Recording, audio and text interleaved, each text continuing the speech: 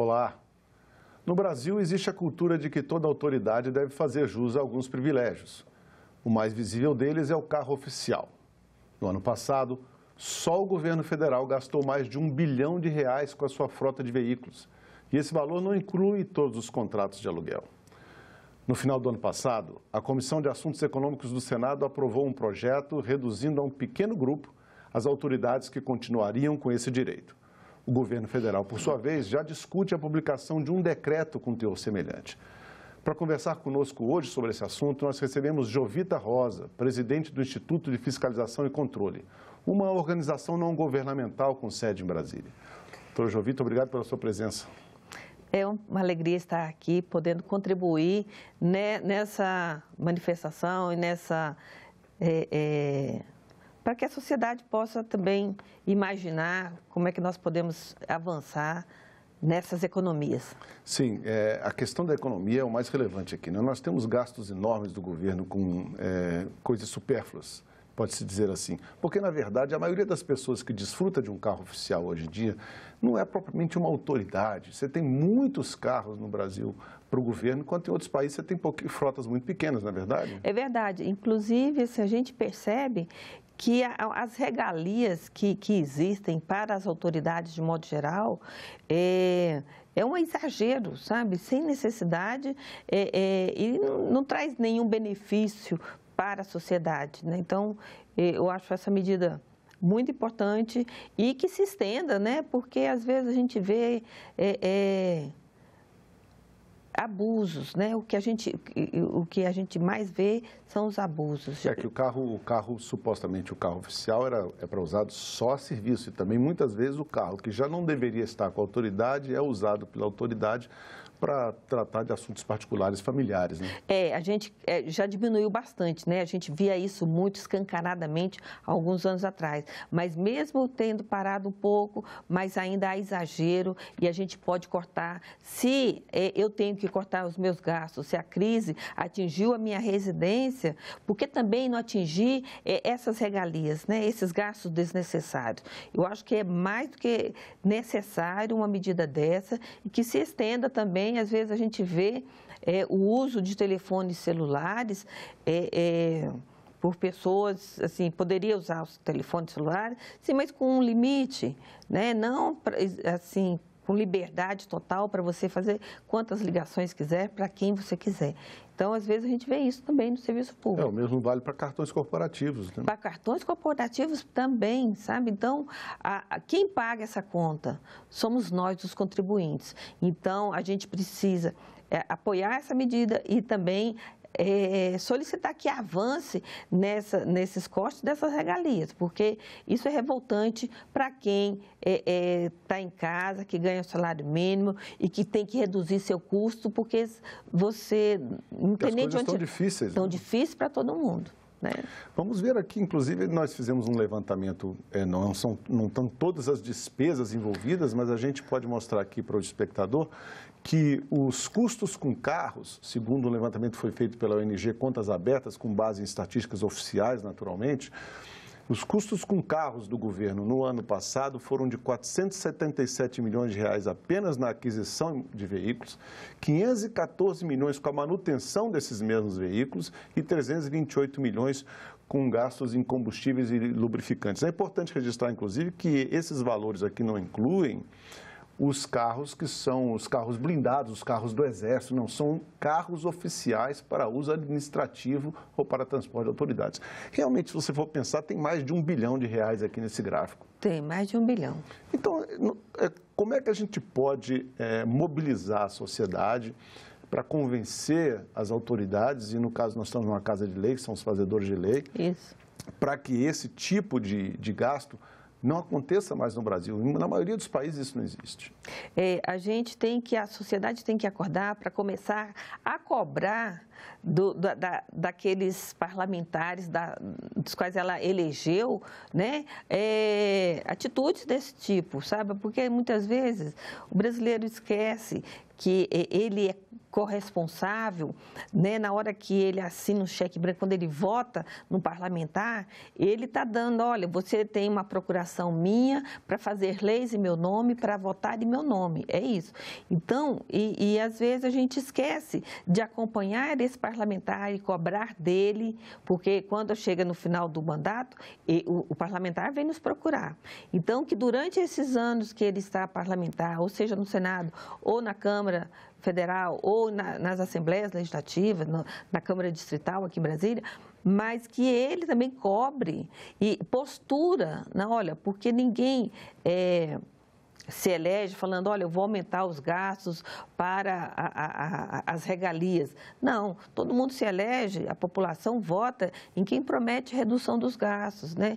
Então, a população também, ela é meio que corresponsável por isso. Você acha que o cidadão no Brasil se omite um pouco nessa fiscalização, nessa cobrança em cima dos detentores de mandato popular? A cultura ainda não chegou nesse nível de ter uma população mobilizada para o controle social. Ainda temos muito que avançar nesse sentido, né? Então, às vezes, a gente ainda vê a população com os políticos meio que também querendo aquele favorzinho, entendendo aquele privilégiozinho, olha, consegue lá para mim um emprego, consegue lá para mim aquela vaga na cirurgia que eu estou na fila há muito tempo, me passa na frente, a vaga na escola. Então, tem muita gente ainda, infelizmente, que tem essa cultura também do próprio privilégio. Então, a sociedade tem que modificar e a gente trabalhar para o controle social.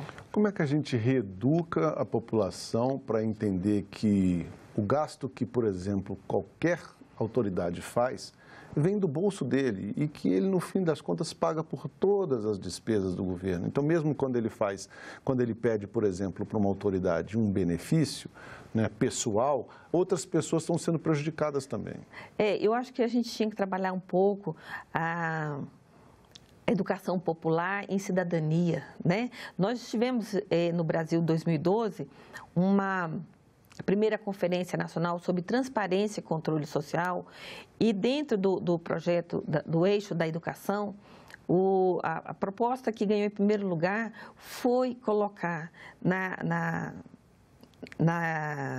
Lei de Diretrizes e Bases da Educação, a educação para a cidadania, né?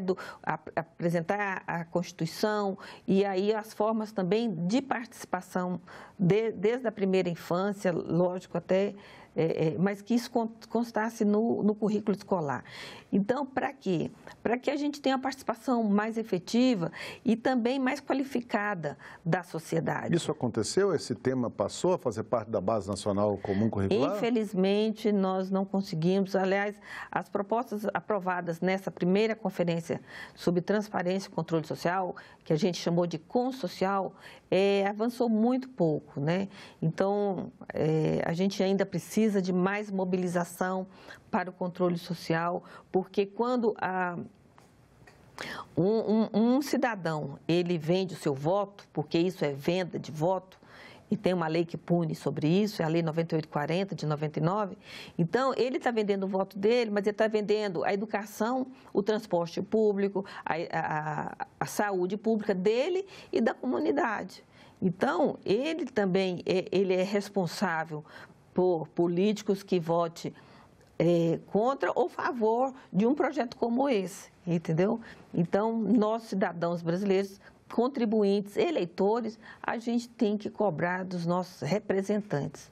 Vamos dar uma olhada, inclusive, aqui no que diz não só o projeto que foi aprovado pela Comissão de Assuntos Econômicos do Senado no final do ano passado, o projeto, inclusive, é do deputado Pedro Cunha Lima, do PSDB da Paraíba, mas o governo, segundo informa a imprensa recentemente, o governo já está pensando, inclusive, em se antecipar ao parlamento e apresentar um decreto do governo, um decreto presidencial, que não dependeria de votação aqui no Congresso, para fazer essa redução do número de automóveis. Pela proposta que está sendo discutida dentro do Palácio Planalto, só teriam direito, a partir da edição do decreto, ao carro oficial o presidente e o vice-presidente da República, os 28 ministros, os chefes das Forças Armadas e do Estado-Maior da Defesa e os 5 ex-presidentes da República que estão vivos aí no país. segundo essa proposta, para se ter uma ideia, apenas em Brasília, 400 autoridades deixariam de ter direito ao carro oficial no dia a dia de trabalho, né? Como é que elas fariam, então, para se deslocar? A senhora entende bem desse assunto, passariam a adotar um sistema de transporte que o governo federal está implementando, que se chama TaxiGov, que é uma espécie de Uber, de Cabify do governo, que quando você precisa do transporte, né, você chama. Isso, e isso é feito com base no processo licitatório, né, com ampla abertura para quem quiser participar desse TaxiGov. Agora, poderia também fazer a lei, porque um decreto é mais fácil ser modificado. Um decreto de um presidente, basta um outro presidente vir e revogar o decreto. E revogar, entendeu? Então, com uma lei, ela fica mais consolidada, né? E uma lei possa valer também para as outras unidades da federação. E para os outros poderes da República também, porque o presidente da República só pode fazer isso em relação ao poder executivo federal. Ele não pode interferir no que uma prefeitura faz, no que um estado faz, e aqui mesmo dentro de Brasília não pode interferir no que o poder judiciário ou o poder legislativo faz em relação a isso. Pois é, eu acho que a Casa Legislativa, as duas casas, acho que ela pode caminhar nesse projeto de lei e a gente consolidar isso, porque a gente também vê esses abusos, essa gastança desnecessária, não só no Executivo, né? No Legislativo, no Judiciário, no próprio Ministério Público, a gente vê também exageros de gastos que, na hora que a gente cortar esses gastos, esse recurso pode vir para melhorar a educação, pode vir para melhorar a saúde pública, pode fazer o transporte público de qualidade para todo mundo, né? Então, tem muito lugar que está carente de recurso e que pode, sim, reduzir de um local, porque o orçamento ele existe, então, isso já só vai retirar de um local e colocar em outro. Então, é melhor que fosse realmente uma lei. Eu acho louvável que o presidente queira um decreto, mas uma lei, ela dá mais... dá mais força? Dá mais força, né? E dá mais também consistência, né? O projeto fala, semelhante ao que se discute aqui no decreto, o projeto fala na presidência, a vice-presidência da República e as presidências da Câmara e do Senado e do Supremo Tribunal Federal, né? Então, ela também restringe bastante, mas não entra, mais uma vez aqui, no que cada um desses poderes pode fazer em relação a isso. Outra coisa que a gente observa nos últimos anos no governo federal é que, no poder público do Brasil como um todo, eles foram abrindo mão um pouco das frotas próprias de veículos e passando a adotar contratos de locação. Né? Quer dizer, realmente a despesa diminui bastante, inclusive o Senado que fez isso há alguns anos, ele vendeu toda a sua frota de automóveis e passou a alugar. Houve uma economia grande, mas a senhora acha que isso ainda pode ir mais além? Eu acho que isso ainda pode ir mais além, para que, com esse sistema do TaxiGov, né, a gente minimiza ainda mais esse gasto e também a gente pode fazer, por exemplo, se tem um grupo que vai para uma reunião, reúne mais pessoas para sair juntos, né? Racionalizar, né? A palavra que eu estava procurando era racionalizar, sabe? Porque às vezes a gente vê um veículo sai com uma pessoa, o outro sai com outra pessoa e às vezes vão para o mesmo local. Verdade. Né? Então, eu acho que pode sim apertar mais. Fazer um transporte solidário aqui, porque muitas vezes você tem uma reunião no Ministério que vão participar representantes de 6 ministérios. Cada um pega o seu carro oficial e vai para o tal ministério. Pois é. Quer dizer, poderia realmente esse TaxiGov passar recolhendo todo mundo vai para o mesmo lugar, reunião na mesma hora, não teria problema nenhum. No Ministério da Saúde, que tem várias unidades, né? Tem unidade da Asa Norte, tem unidade no CIA, no Setor Comercial Sul, aqui no início da Asa Norte e na Esplanada. Então, na hora que um vai, reúne maior número de pessoas para ir junto e aí há uma economia maior. Melhor do que contratar essas frotas que também fica à disposição da autoridade lá, muitas vezes o dia todo sem ser utilizado. A senhora acredita que essas medidas poderão ser atingidas no curto prazo? A gente está vendo, inclusive, um debate recente agora pela opinião pública sobre alguns benefícios dados aos juízes, aos desembargadores, o tal do auxílio moradia, né? Então, realmente existe na sociedade brasileira, quer dizer, no aparato legal brasileiro, uma série de normas que vão dando esses benefícios, né, que a gente pode chamar também de privilégios, a um grupo enorme de pessoas. Que nós estamos falando de carro oficial aqui, nós temos dezenas de milhares de pessoas que usam carro oficial no Brasil. A senhora acha que no curto prazo isso pode mudar mesmo? Olha, nós da sociedade, eu tenho que me incluir no meio, lógico, nós estamos com sede disso.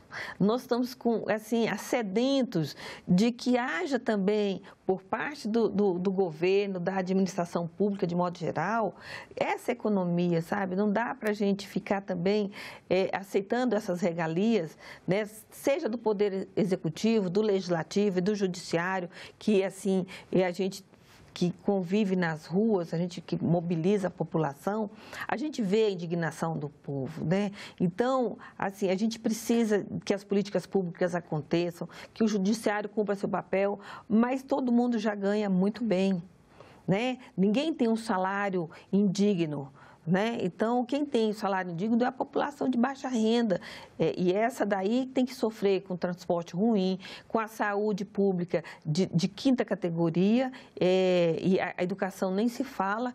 Então, a gente precisa realmente tirar de onde tem muito, que está transbordando, para colocar no local certo. Eu acho que um bom gestor pode ver isso e canalizar para isso, e a sociedade vai ser bem atingida, porque todos pagamos impostos. O imposto a gente paga, você paga do mesmo tanto que eu pago, enfim. E a gente precisa de ver melhoria na qualidade da população, porque é para isso que existe o Estado. A instituição que a senhora representa aqui, ela é até recente, né? Mas esse sentimento e essa necessidade de atuar quase como fazendo uma auditoria dos gastos públicos no Brasil está cada vez mais forte, né? Tá. Nossa entidade, o Instituto de Fiscalização e Controle, ele nasceu em 2005, né?